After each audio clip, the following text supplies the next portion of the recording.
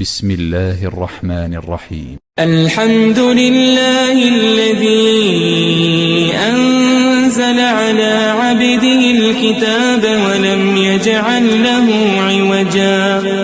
قيما لينذر بأسا شديدا من لدنه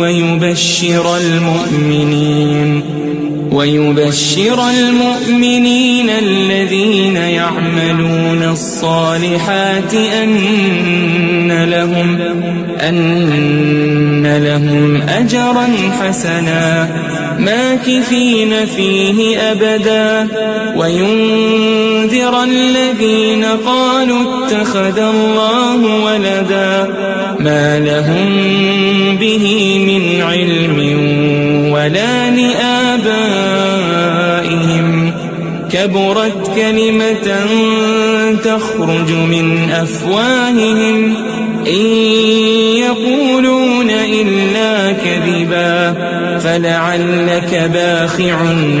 نفسك على آثارهم إن لم يؤمنوا بهذا الحديث أسفا إنا جعلنا ما على الأرض زينة لها لنبلوهم أيهم أحسن عملا وإنا لجاعلون ما عليها صعيدا جرزا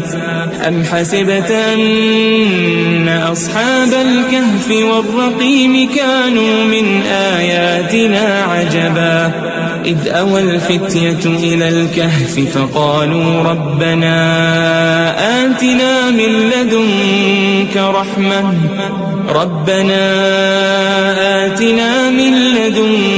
رحمة وهيئ لنا من أمرنا رشدا.